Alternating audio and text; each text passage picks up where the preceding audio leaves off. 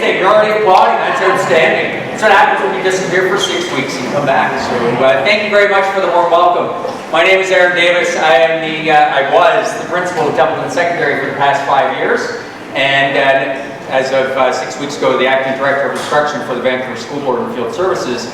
Welcome to TEMP Talks, an opportunity to hear our students learning from the Templeton STEM Program. So tonight is a great opportunity to showcase what we do through the lens of our students. And it's amazing that you're here. We appreciate welcoming our community into this place. So our community is actually situated on the traditional lands of the Tsleil-Waututh, Coast Salish, and Musqueam people. It's always important that we honor and respect that element. One of the things that has been amazing in my 5 years of being the principal at Templeton is this particular project. There are many things that I've loved doing at Templeton. This one definitely has been one of the more challenging and innovative aspects that in my entire career, actually, because of its complexity. Many of the things that I've tried to do in schools, or that I've worked with education partners, teachers, and staff in schools, is usually just within the school context. So parents and students as well. This particular project has some elements in it that have caught the attention of a lot of people around the province, country, and the United States.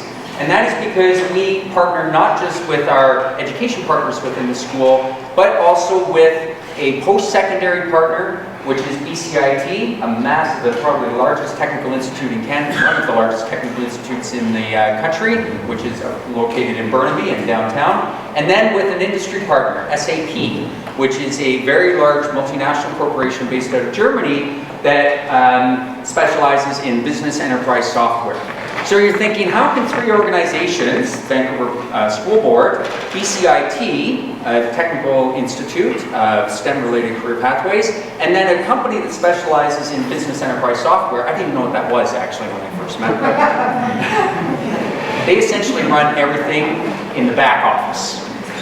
That's one way to think of it. So payroll, HR, supply. There are many other things. I'm not doing them real justice by just using those examples. Oh, I'll give you one that I've always heard. When you make a purchase on iTunes, SAP software actually runs them. So there you go. How many people have purchased something on iTunes? I do it all the time.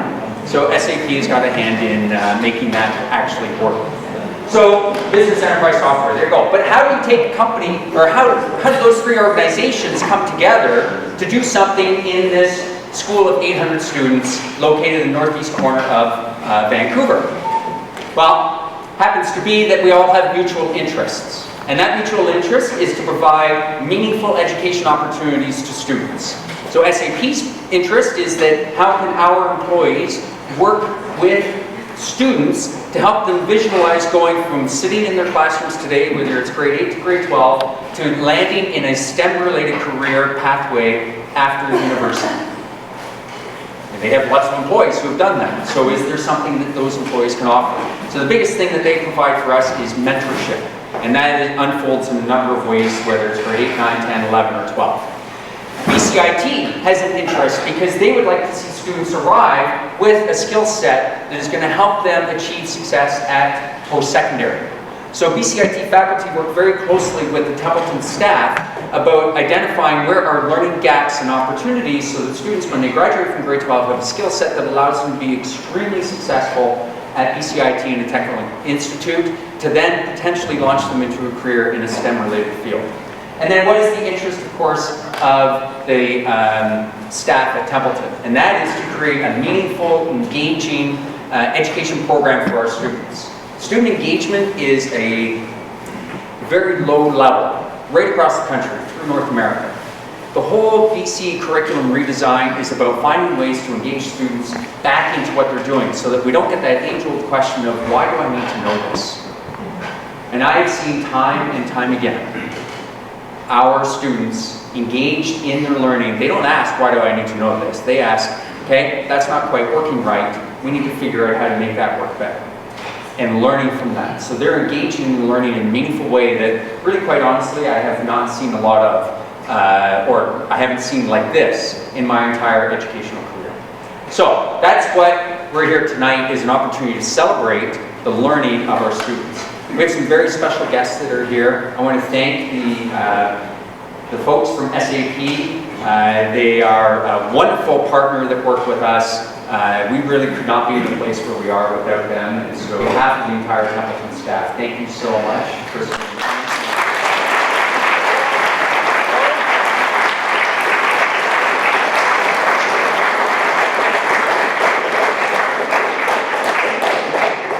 I spent a lot of time on the phone with our SAP partners, which was great. I feel like I'm part of their family.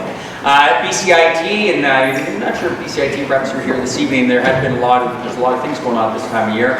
And without Carol and Steve at BCIT, they provide tremendous support for our staff and students with scholarships and educational opportunities on their campus and in ours. So a huge thank you to BCIT.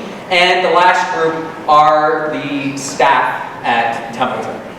They really walked out on a limb and took a risk about how they wanted to envision education looking in a STEM program designed from the ground up. And it really is a risk, because when people look at what the STEM teachers are doing, it's very much out of the box, and we're trying to make that become the norm.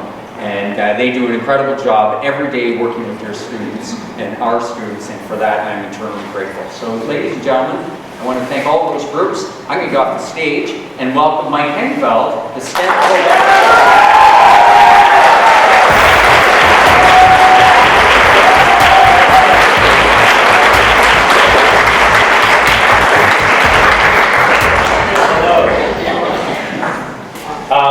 It's really fantastic to see so many people out here today. I'm really excited. I only have, it's going to be very brief. I want to get on to the students. I sort of have two things that I wanted to mention.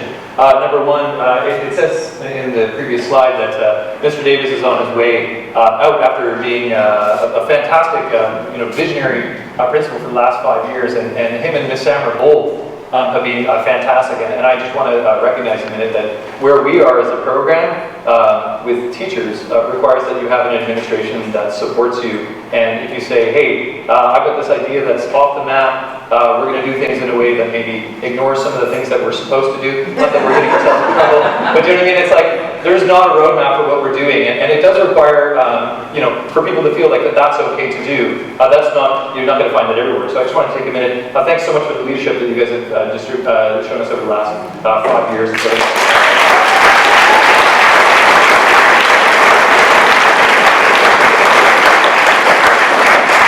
the heat is on for our new administration. And I guess the other thing I want to point out just before we get going is there are 4 talks prepared for our senior students. These are the STEM 11-12. We have 120 students coming to this program last year. That's a growth from 25 3 years ago. So this program has received a lot of enthusiasm, which is great. I just want to make sure that everyone here is aware that everything that you see tonight that's going on is really students-driven, and I think is a great demonstration of the enthusiasm that students bring to school when you allow them to explore things that they actually engage them. So I hope you guys really enjoy the evening tonight. I'm all done. Big hand for all the students.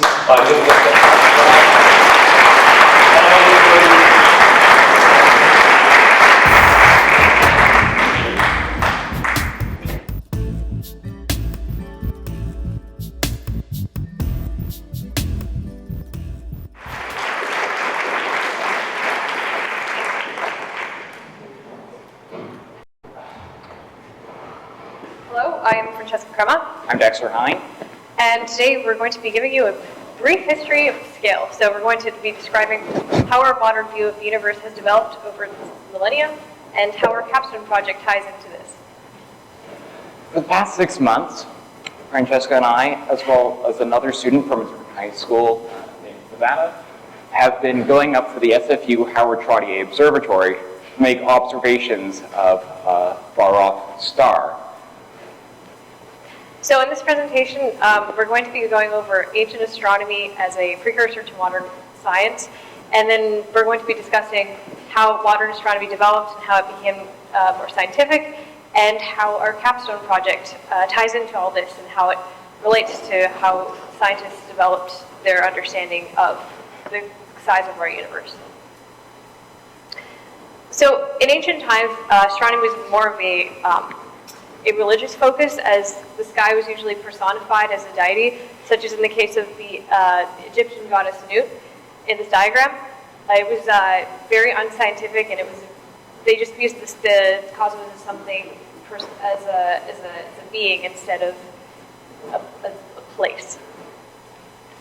So with the ancient Greeks, you get more naturalistic explanations of our universe. They depersonalize it and make it material.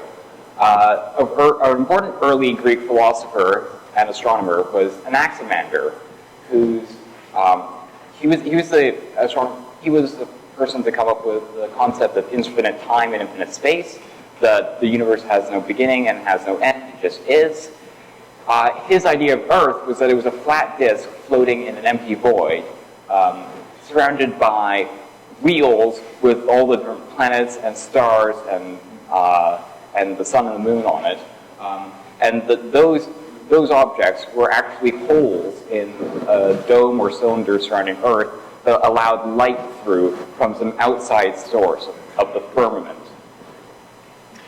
This changed around 400 years after Anaximander, when Hipparchus, another ancient Greek, decided to actually use scientific principles to determine distances. He calculated within a reasonable degree the distance from the Earth to the Moon using geometry and the position of stars.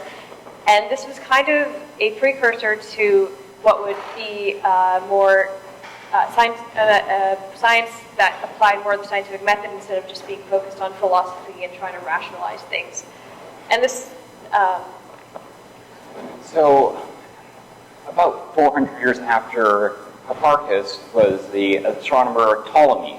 Ptolemy was one of the most influential astronomers in history, and that the model that he constructed of our universe, with Earth at the center and all the planets rotating around that, and all the stars and the sun and the moon, lasted for about 1,200 years through the whole Dark Ages and medieval era. But this changed with the dawn of modern astronomy. So the Polish astronomer Nicholas Copernicus developed a model of the universe with the sun at the center and Earth rotating around it. This was a far more sensible view of how things actually are than Ptolemy's view. You can see how much simpler and more elegant the one on the right, the heliocentric one is, the one with the sun at the center. So, unfortunately, there was not much evidence at the time to prove this, and there were a lot of authorities in Copernicus' era who wildly disagreed with his views and kind of condemned them and saw them as being either heretical or impossible due to the understanding of physics at that time. However, it wasn't until Galileo Galilei made observations of the moons of Jupiter that people began to realize that there was actually some scientific basis in this, and that could actually be a rational explanation for how our solar system is. That was what they thought our universe was at the time, though, just a solar system. Until the philosopher Immanuel Kant came up with the idea of island universes. So he observed clouds of gas in the sky, and he thought of those as being possible other systems or other island universes. And even though he's a philosopher, asking this question helps the development of people's understanding of the sheer size of our universe. It was not only confined to our star, but possibly that millions of other stars could have their own systems of their own. So, in the early 20th century, an astronomer named Henrietta Leavitt was observing variable stars in the large and small Magellanic Clouds. Variable stars are stars that pulsate, they expand and they contract. What she noticed is that the speed in which they expand and contract was related to how large they were and how bright they were. This allowed people to measure the period of which they pulsate, how long it takes, and determine how big they are. If you know how big they are and you know how bright they appear to be, you can work backwards and find out how far they are from you, allowing astronomers to measure distances that were very far off. And Leavitt's calculations allowed another famous astronomer a couple decades after her, named Edwin Hubble, who first determined the distance to the Andromeda galaxy, which is our largest galaxy neighbor, and found that it was so far off. It was impossible that it was part of our own system.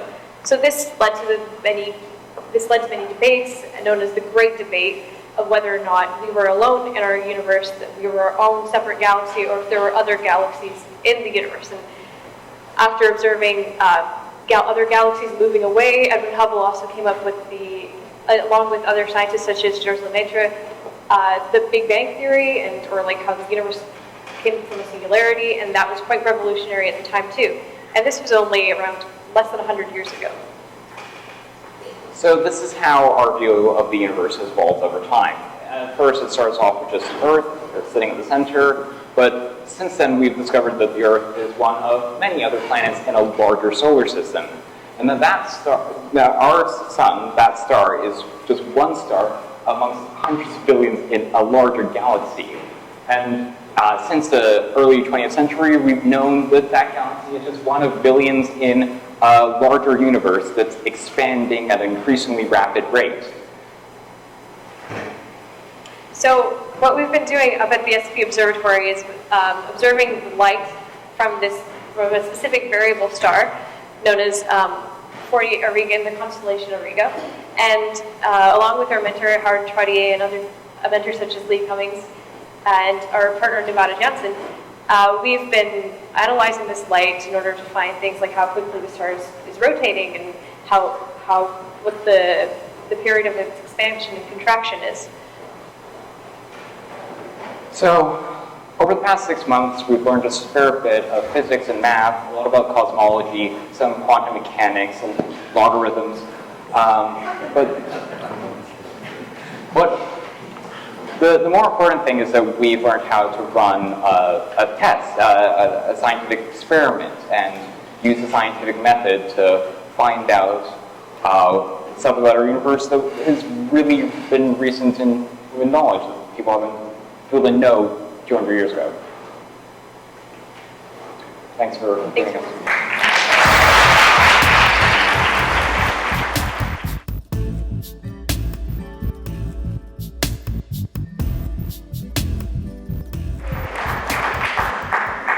Ocean, the other frontier.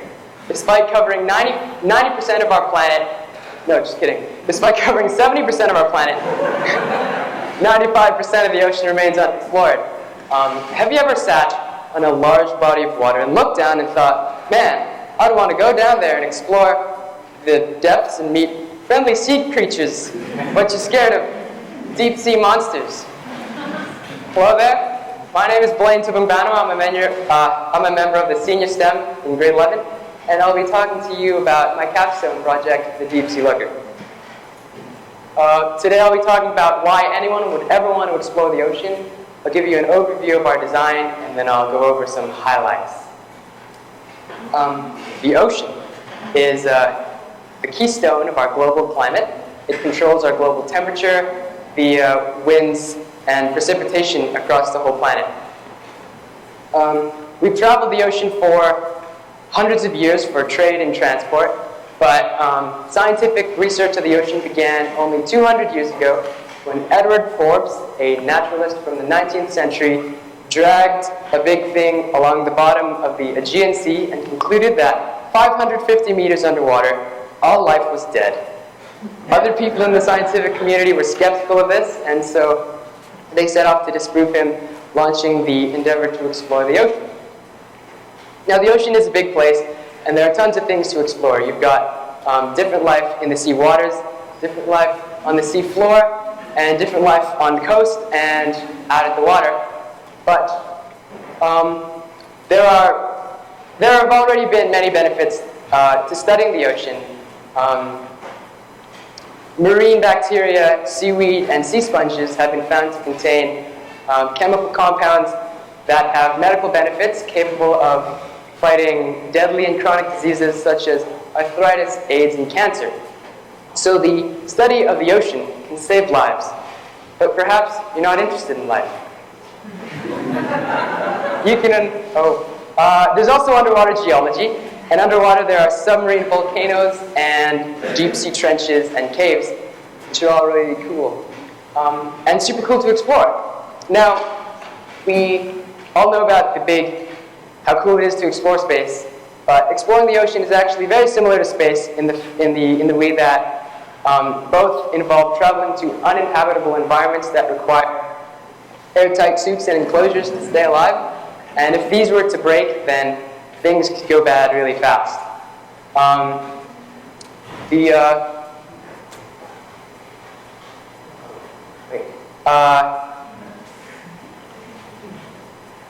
Everything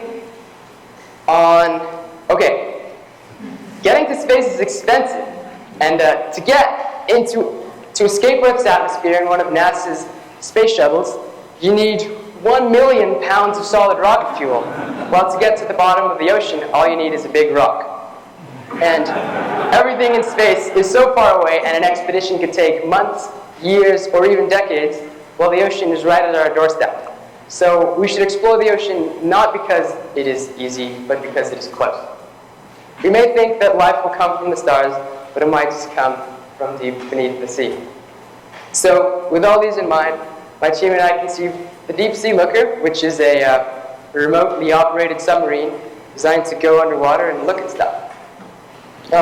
When I conceived it, I had a dream of a super slick flying tube that would be super cool and go underwater. And design progressed for a bit, and it was going all right. And then practicality started to take over the idea of being cool. And then I soon saw my dream strangled and dragged away from you. And I present a square. I hated the fact that it's a square, and I think it's really ugly. But I mean, it's kind of okay. But yeah. So it'd be cool to make our submarine wireless, like wireless cars or wireless drones you see flying around, except that those devices rely on radio waves, which travel well through the air, but not through the water.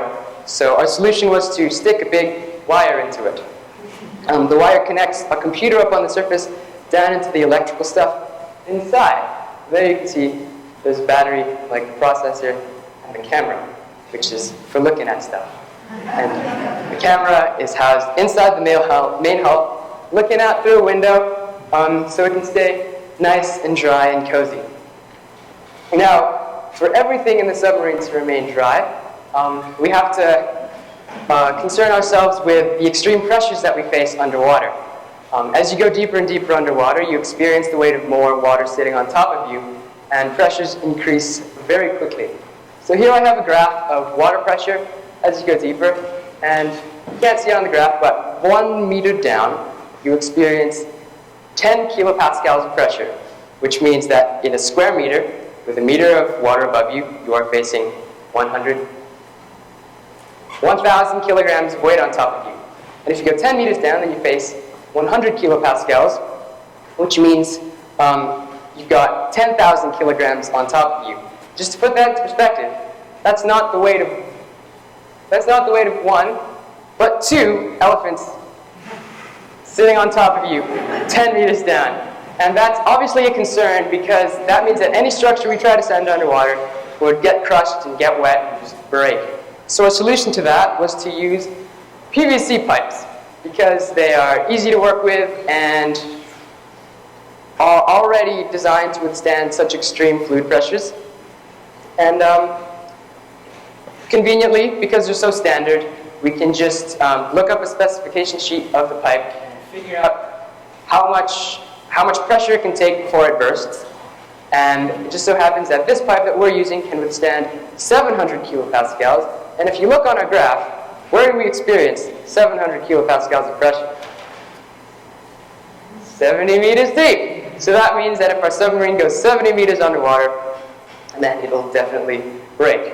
And we don't want to do that. And to make sure that our submarine does not sink below that, we had to concern ourselves with the laws of buoyancy. Archimedes, the man who ran around naked screaming Eureka, is the man who discovered and documented the principles of buoyancy and labeled them Archimedes' principle. The whole idea behind the principle is that if you have an object and you place it in the water, then it displaces that water, and that water has a mass. If your object is heavier than the mass of the water, then it sinks. If it's lighter, then it floats up to the surface. If it's the same mass as the water, then it neither floats nor sinks and just stays at whatever level you put it at. So to incorporate this into our design, we had to make sure our submarine was as heavy as if it were a glob of floating water shaped like a submarine. To make our thing go where we want it to go, we have 4 thrusters, 2 of them responsible for vertical movement and 2 responsible for forward and back. And if you turn one on more than the other, then the thing turns. And now we'll go over some of the highlights. One thing that I'm proud of this is a leak sensor that I designed. We all know that electrical stuff and water do not mix very well. So it'd be good to know if there were a leak in the submarine so we can shut the whole thing down and prevent any damage. So what I needed was a device that could detect the presence of water. So I thought, what properties of water could I utilize to signify the presence or absence of water? And I thought, water is cold or water is heavy. And I realized that water is conductive. So what I did is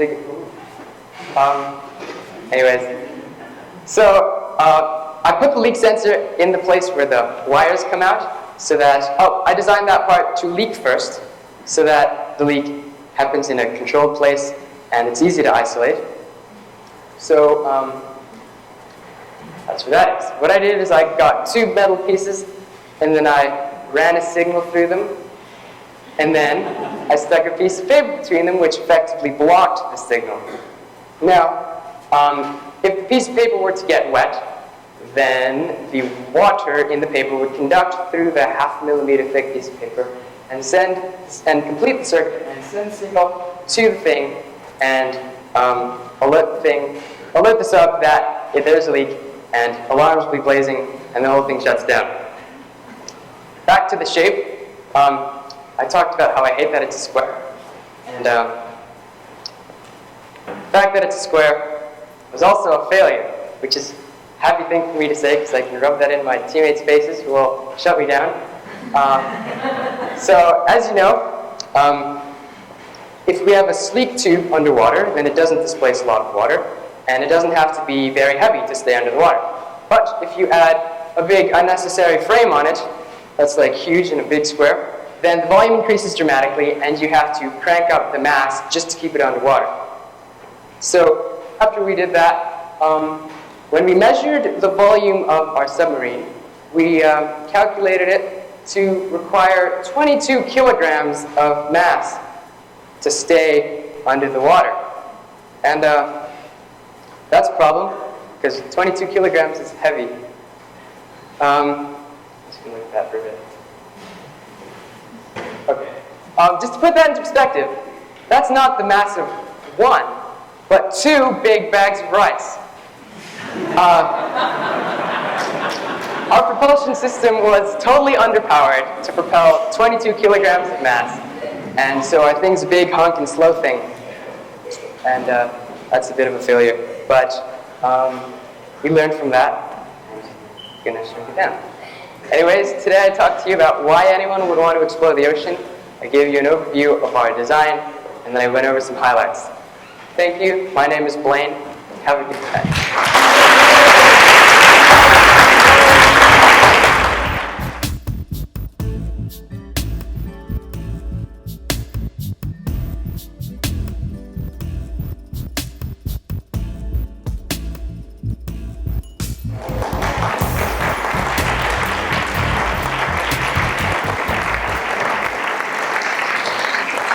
Hi everyone, my name is Nick Murray. I'm a grade 11 student at STEM this year, and today I'm going to be talking to you about my group's capstone project, an autonomous chemical synthesis robot.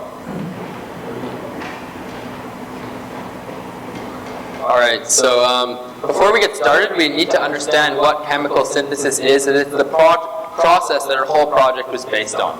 So quite simply, it's the combination of 2 reactants into a single product.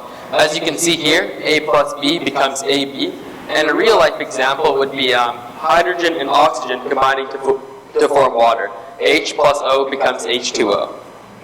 So now that we know about chemical synthesis, we can begin to understand what our project was and what application it fulfills. So currently, chemical synthesis is mostly a manual science. This means that a lot of chemists spend a lot of time creating solutions and then testing and analyzing them to ensure that the reactions are completed successfully. Chemical synthesis is used extensively in a wide variety of fields, from pharmaceuticals to manufacturing, research, and so on. Another factor is that these machines, these industrial machines that are currently used for chemical synthesis, are extremely expensive, costing tens of thousands of dollars and simply not being accessible. So what? Why does this really matter? Well, like I said, there's lots of chemists around the world and they all face this problem. Another thing is that if it would reduce the amount of time being spent on testing, and as people always say, time is money. The last factor is that, like I said, these machines are quite expensive and no one can get their hands on them. So the solution, that's where our capstone project comes in. An autonomous chemical synthesis robot. Here's our robot here, as you can see, and I'll come back to how it works in a couple of minutes. Here's the team, myself, Max Chen, Samuel Sidorchuk, and Dexter Norris. So this project definitely tested both our work ethic and our technical skills, and there were certain points where we definitely wanted to throw in the towel and just stop working because it was really challenging. But eventually, seeing all the components come together during assembly was one of the most rewarding parts of my year. Now it's the hardest part of the presentation, explaining how the robot works in the least sciencey way possible.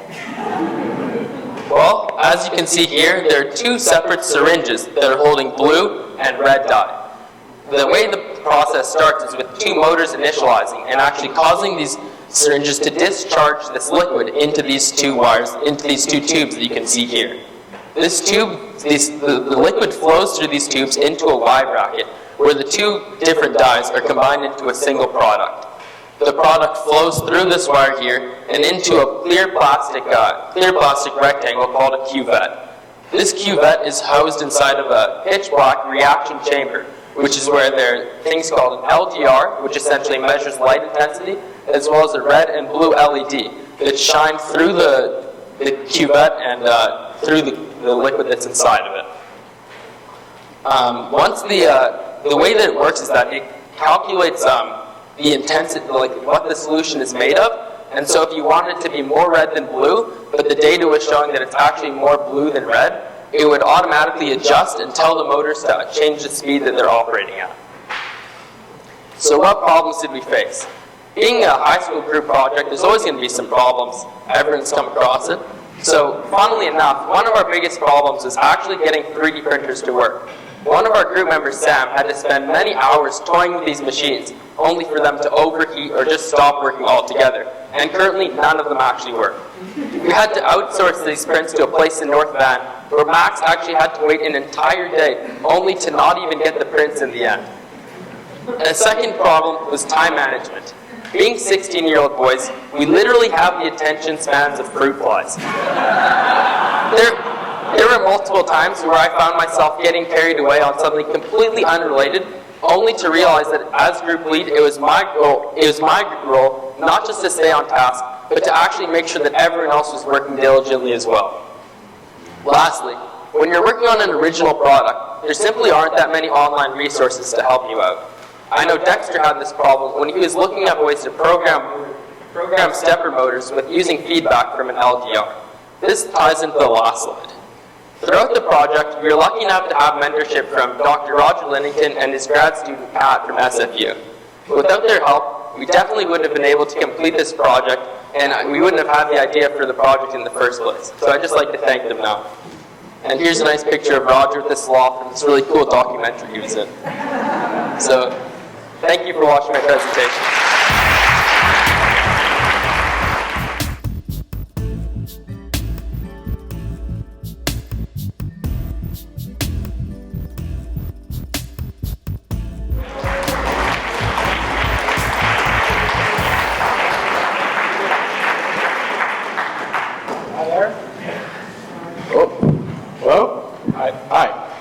Thanks everyone for coming out tonight. We hope you've enjoyed hearing about some of the projects our classmates have been working on for the past 2 months.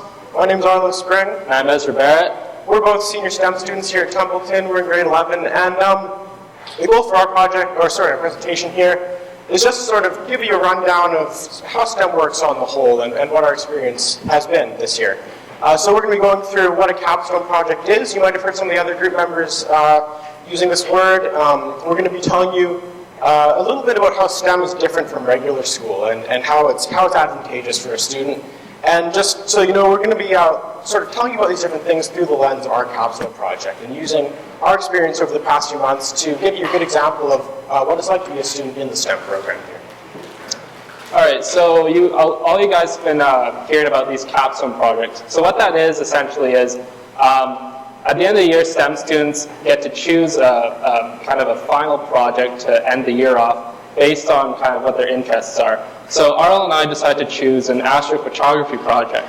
And our original goal was to image the night sky and take pictures of stars throughout their lifespan, so from beginning to end, and put together a star life presentation that would we be showing you guys tonight.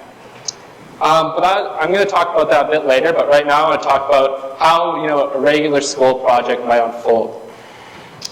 So you have your concrete tasks. So this would be writing assignment, an essay, some kind of poster, and you get a criteria sheet with prescribed steps. So you got to fulfill 1, 2, 3, 4, 5. You got to do this to make your ideal product.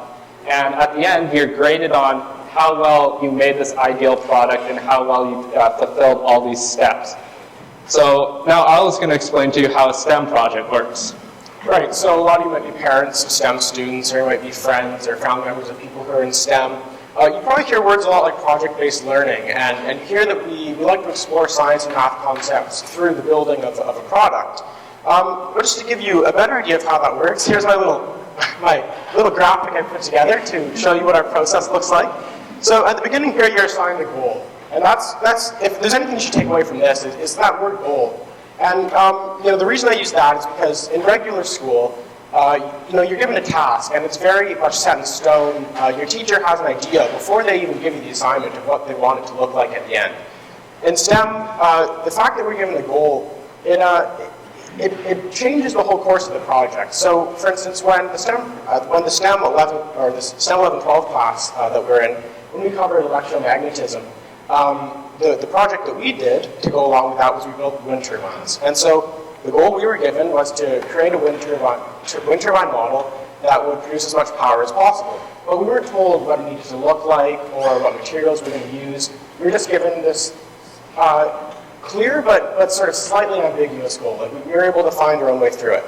And then in this middle stage here, I have my little graphic showing you some of the different routes we might take to achieve this goal, right? So we're going to be collaborating maybe with some different mentors, with our peers.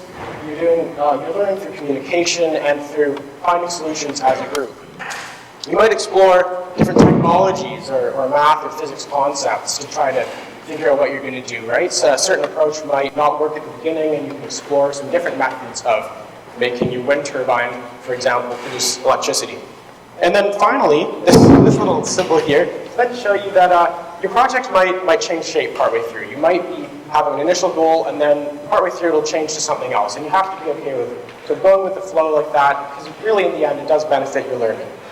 Now, when you've finished your project and you've made your final product, the teachers will evaluate based on its quality and your degree of learning. So as far as quality goes, that would be, again, using the wind turbine example, how much power did your wind turbine generate?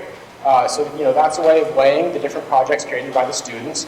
But the degree of learning is a really important piece. Your teachers will look at how well it worked, as well as how well you displayed that you understood the content of the class. So if you created a wind turbine that didn't even spin when you put it in the wind tunnel and you got no power out of it whatsoever, in a regular school course, you'd feel like you were doomed. We're going to fail, we produce no energy. It's very upsetting. But in STEM, you're given other chances. For instance, if you were to write a piece explaining that you understood why your wind turbine didn't work and how you might go about doing a second iteration of this wind turbine and how to be more successful, you're given credit for that. And the teachers understand that students can demonstrate their learning in more than one way. It doesn't just have to be a successful and polished product. All right, so coming back to our project, it got started about late January of this year, Arlo and I got some manual telescopes from our teacher, Mr. Hengeveld, and we were going out to our local park and trying to, starting to get the feel for navigating the night sky and taking some basic images. So if you see this right here, this is an image Arlo and I took of the moon. And as our project progressed more into, late February, early March, we started to go up to the SFU observatory. And up there, we started to meet some new mentors. And these mentors were very great and very helpful and very knowledgeable. And they started to teach us some new topics in the astronomy field. And so this kind of moved us away from our original goal of creating a star life presentation. Also around this time, Arlo and I were doing research papers on astronomy-related fields. And also, if y'all remember the terrible winter we had in Vancouver this year, all the snow and all the rain and all the cloudy skies was definitely not good weather for imaging. So that kind of slowed our whole process down as well. Right, so we're going into the later months of our project, and we're starting to change our focus a little bit. We're going more from the imaging side of astronomy into the theory side of things. So now we're doing more studying of, we each wrote a paper, like Ezra said, on some technologies related to astrophotography. We're starting to learn more about astronomy itself and not just how to use the telescopes and the cameras. So what did we learn? As you probably noticed, we're not giving you a presentation right now on the life of a star. That was because with the sort of change in focus that happened, we realized as we were entering, late May, early June, and we were trying to put a polish on what we'd done so far during the project, that we didn't actually have all the photos we needed. And that was because of those, like I said, the change in focus to more the theory side of astronomy, as well as the fact that the weather really got in the way. But that's not to say that we didn't learn anything, and that's really important. Ezra and I, we learned an absolute ton about astronomy. We learned about the technologies related, and we learned about project management. We learned that if you're doing a project that relies on the weather, you have to really, designate a lot of time to go towards that, because you don't know exactly when you're going to be able to go up to the observatory and take photos. And so this brings us back to that STEM model. And why is it beneficial? You often hear that people learn best when they're put in situations where they can explore a topic, and it's not prescribed steps, and it's not as concrete, and they can sort of play around with the subject matter and learn. But that becomes really tricky, because how exactly do you execute a project like that when your goal isn't completely set in stone, and when you don't know exactly how the project is going to shape up throughout? And the answer, I would say, is really to sort of let go of that infatuation with having an exact product in mind for when you finished your project. And that's really, really hard for people to do in their own lives and in the education system. But it allows people to explore a subject in a broader sense. So Ezra and I would say that if we're looking at the real benefits of this system, we learned a lot more about astronomy and about technology than we would have if we were, say, just doing a poster or simply a writing assignment on stars. Our studies covered a much wider range of material. And so if we go back to this, we can see that we were assigned a goal at the beginning. We were supposed to put this presentation together about the life of a star using photos we took. And as we collaborated with different people, we started to explore some different subjects. And as we explored different types of telescopes, as we explored different concepts, such as writing the papers as opposed to simply taking photos, things changed shape a bit. And then that's really what this symbolizes here, is that our project kind of changed direction partway through. And as I show in this diagram, not all of these things we might explore are necessarily going to lead to the finished product. But instead we sort of accept that that's all right, that's part of the regular course of an assignment, that's how things go.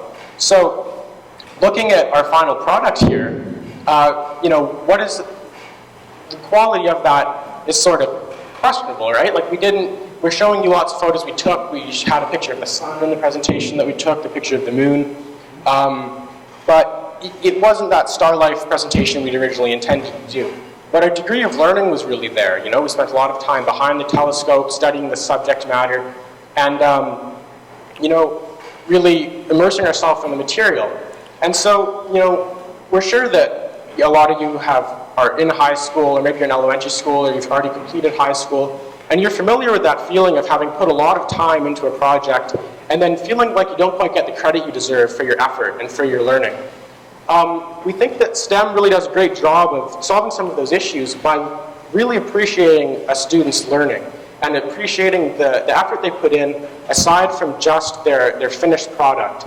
And so if there's something maybe if I can wrap this all up into one last sentence, it's just sort of to be a challenge for, in your own life, maybe to not always be completely interested in the finished product when you're exploring a new subject, piece of subject matter, and for education systems on the whole, to maybe try to put a little bit more attention on evaluating a student's learning and evaluating the effort that they put in and what they took away from the project, instead of only looking at a finished product which acts kind of as a symbol of their learning. So looking at this, at the learning itself.